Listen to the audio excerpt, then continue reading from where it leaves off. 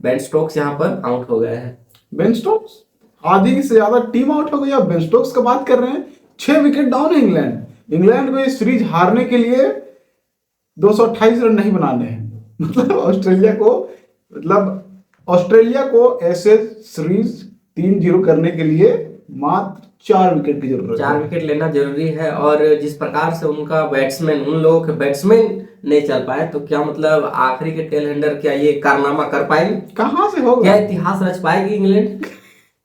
अगर ये मैच जीतेगी तो ऐतिहासिक जीत तो होगा, जीतेगी मगर क्या नहीं बचा पाएगी, ये सबसे बड़ा सवाल है। देखिए 2 बैट्समैन अभी भी बचे हुए हैं, जेमी स्मिथ और आपके टी20 के प्रख्यात ऑलराउंडर जी विल जैक्स। मतलब कैलिबर तो है, रन मारने का कैलिबर इनमें है, हिटिंग, हार्ड हिटिंग, मतलब पावर तो है, बट टेस्ट में हार्ड हिटिंग का जरूरत पड़ता नहीं है। वही हार्ड हिटिंग करते हैं आपके हैरी ब्रूक भी। कहाँ है हैरी ब्रूक? हैरी ब्रूक से तो भाई बहुत ही ज्यादा उम्मीद था, खास करके द टेस्ट एसेस में।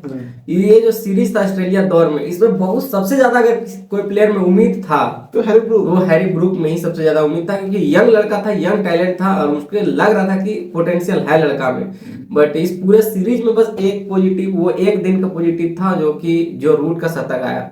उसके अलावा पूरा इंग्लैंड खेमे में कोई भी पॉजिटिव नजर नहीं आ रहा है। तो क्या समझे कि ये मैच फिर ऑस्ट्रेलिया के हाथ जा रही है? जा रही है क्या, चली गई है। बस अब चारिताएं बची हुई है। 4 विकेट लेना। जिस पिच में पैट कमिंस जो है वो लीथल हो गए हैं, नेथन लायन जो शेर की तरह दहाड़ रहे हैं, वहां पे 4 विकेट बचा पाएगी इंग्लैंड अपनी?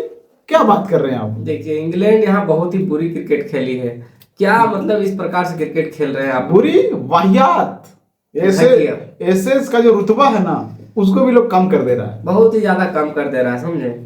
जैक क्रॉली जो है वो सिर्फ एक बैट्समैन इस इनिंग में लगे, जो कि लग रहा था कि थोड़े से जिनको मन कर रहा है कि इंग्लैंड को जीत तक ले जाए। नहीं, पूरे सीरीज में इनको स्टार्टिंग मिला है लगभग। जैक क्रोली जो है ना, जैक क्रोली और बेन डकेट में जैक क्रोली मतलब दिए हैं, मतलब कुछ ना कुछ तो साथ दिए हैं इंग्लैंड। बेन डकेट से तो कई बेहतर खेले हैं। नहीं, बेन डकेट तो इस सीरीज में पूरी फ्लॉप ही रहे हैं। बेन डकेट 100% फ्लॉप रहे हैं। तो ये तो भाई बहुत ही एसेज में सोचने वाली बात है। एसेज में 3 मैच हो रहा है, ऑलमोस्ट खत्म हो ही गया है। 100 रन भी नहीं होगा हमको यहाँ तक लगता है। 100 उनका 50 भी नहीं होगा।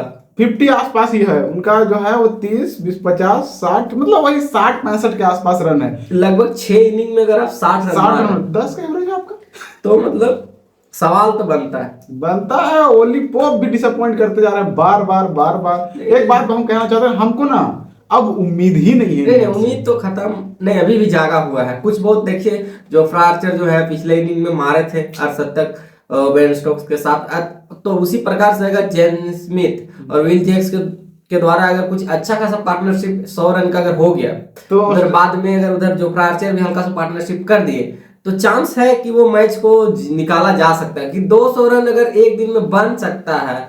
ये कोई बात नहीं। स्टार्क एक समय लगे हुए थे, कोई चांस स्टार्क पिछले मैच में जिस प्रकार से टिक गए थे, वो तो बॉलर है। एज ए प्योर बैट्समैन आप विल जैक्स प्योर बैट्समैन ही है, हमको जहां तक लगता है। Pure batsman, Jamie Smith pure batsman है जेमी स्मिथ। अरे विल जैक्स का हम बात ही नहीं करना चाहेंगे। अगर वो ये मैच निकाल देना, तो फिर तो हम तो बोलेंगे कि इंग्लैंड क्रिकेट जो है उनको डायरेक्ट कैप्टन बना दे। देखिए इस बात से तो सहमति हम नहीं रखेंगे। अरे अगर उतना ही अच्छा विल जैक्स प्लेयर है, तो वो नंबर 8 में क्या कर रहे हैं? नंबर 8 में क्या कर रहे हैं? ऊपर क्यों नहीं आ रहे? एज स्पिनर देखिए जगह ऊपर में बन नहीं पा रहा है ना। ऊपर में सारे धुरंधर है जो कि परफॉर्म करके आए हैं, ये तो एक पर्ची प्लेयर की तरह आया है। गेम जो है ना आपकी वो रफा दफा हो चुकी है, ये आप समझ लीजिए। अरे जहां आपसे स्टार्क नहीं खेला जाता है, वहां पे तो पैट कमिंस भी हैं। अभी तक तो स्टार्क जो है वो खाता ही नहीं खोले हैं विकेट का। मतलब ये तो थोड़ा सा ये भी तो अच्छा संकेत है इंग्लैंड के लिए कि स्टार्क के हाथों आप लोग आउट भी नहीं हो रहे। तो पैट कमिंस कौन सा कसर छोड़ रहे हैं? मगर पैट कमिंस लीथल हुए जा रहे हैं। फिर यहाँ पर नेथन लायन जो है वो फिर तीसरे या चौथे या 5वें दिन की बात आती है, तो फिर नेथन लायन जब आ जाते हैं अपने मुंड में, तो फिर उनसे बेहतर कुछ नहीं लगने लगता है। वहीं एक विल जैक्स थे वहां के स्पिनर, और यहाँ के एक नेथन लायन, दोनों में डिफरेंस आपको साफ झलक रहा होगा। बैटिंग में भी झलकता है, बॉलिंग में भी झलकता है। तो ये डिफरेंस किस प्रकार से सॉर्ट आउट करेगी इंग्लैंड? इस मैच को अगर नहीं निकाल पाती है इंग्लैंड, तो शायद ये सीरीज तो गवाही देगी। इसके बाद फिर औपचारिकताएं बच जाएंगी। फिर 5-0 करके छोड़ेगी ऑस्ट्रेलिया। अगर ये इन लोगों का जो है खेलने का यही रवैया रहा, तो एसेज खत्म होते होते ऑस्ट्रेलिया इस सीरीज को 5-0 से जीत गई है। तो फिर आप बोलिए